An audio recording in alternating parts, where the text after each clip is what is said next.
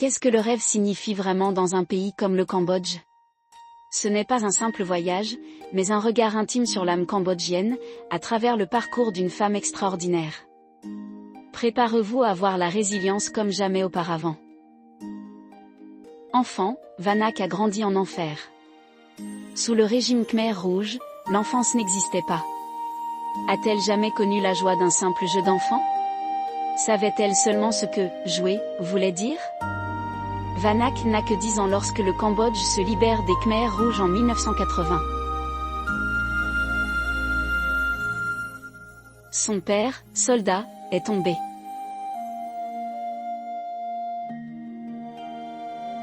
Sa mère, seule avec 9 enfants, doit nourrir sa famille.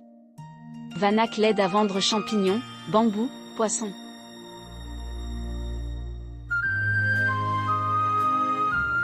Malgré la pauvreté, malgré les moqueries, Vanak n'a jamais choisi l'obscurité. Elle a choisi la dignité. Elle a toujours gardé ce sourire éclatant, et des yeux pleins de curiosité et de force. Elle porte en elle les cicatrices de ce qu'aucun enfant ne devrait vivre, ni même voir.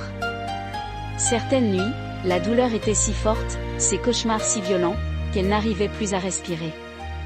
Pas de bras pour la protéger. Pas de voix pour la rassurer.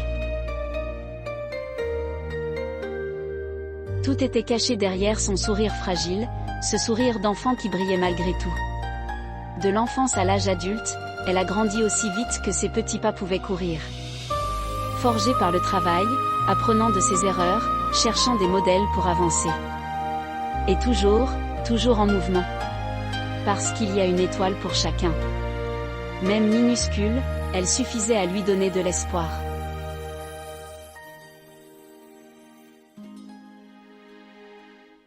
Aujourd'hui, Vanak gère son petit café de village. Vanak se lève chaque jour à 6 heures. Sa routine est simple, ouvrir et nettoyer son café, préparer son petit déjeuner, qu'elle partage parfois avec sa mère.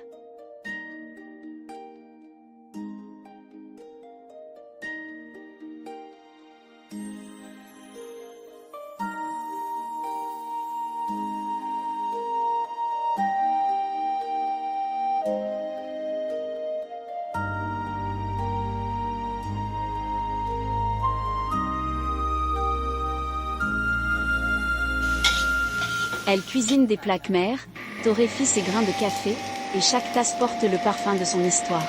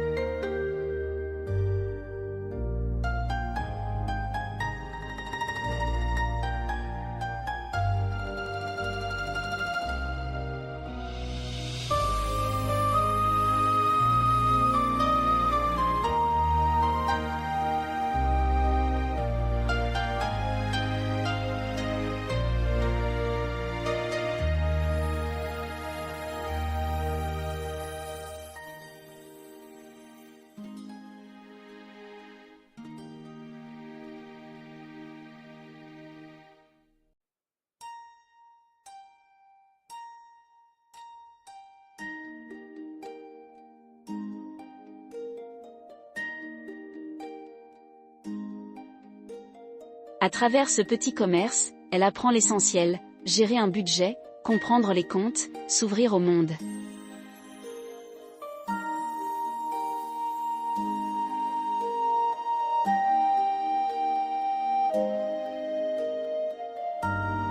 Les touristes venus d'Asie, d'Europe, des États-Unis lui apportent des histoires, des regards, des sourires. Et grâce à eux, elle découvre Facebook, YouTube, TripAdvisor ou de nouvelles fenêtres sur le monde. Sa plus belle récompense? Un sourire. Un « merci » lancé à la fin d'un repas.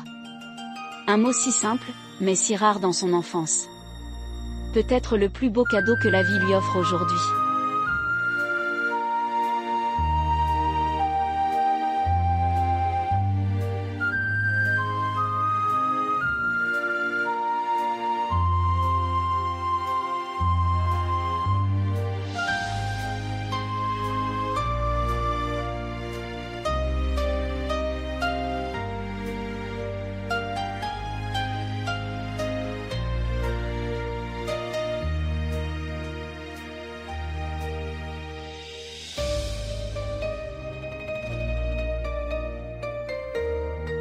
Elle cultive 6 hectares de riz, récoltés en décembre, qu'elle moue elle-même. Dans ses rizières, pas de machines, pas de pesticides. Tout est naturel, dans le respect des traditions khmères. Elle tient cet héritage de sa mère et veut le préserver comme un trésor. Chaque décembre, au moment des récoltes, elle embauche des voisins, des étudiants, leur offrant un revenu mais aussi un exemple. Elle cuisine pour les enfants, leur montrant que le travail est le chemin vers la dignité et le succès. Mais comme tous, Vanak n'a pas échappé aux secousses du monde. La pandémie, les conflits, les crises économiques ont frappé fort. Elle suit les actualités, consciente que chaque décision, chaque guerre, chaque tarif imposé, finit toujours par retomber sur les épaules des plus vulnérables. Mais malgré tout, elle avance. Il n'y a pas si longtemps, elle a compris qu'elle avait le droit de rêver, elle aussi.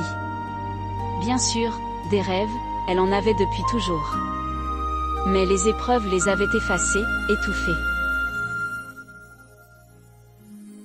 Aujourd'hui, elle rêve de paix, de santé, de bonheur, pour elle, sa famille, et pour le monde entier. Et, plus secrètement, elle rêve de voyage. De rencontrer d'autres vies, d'autres visages. De visiter ses proches en France, de traverser les frontières que son enfance lui avait interdites. Son rêve n'est pas fait de richesse ni de gloire. Il est fait de simplicité, d'humanité. De lien. De lumière. Un rêve naïf et impossible. Peut-être. Mais un rêve qui brille dans ses yeux et son sourire.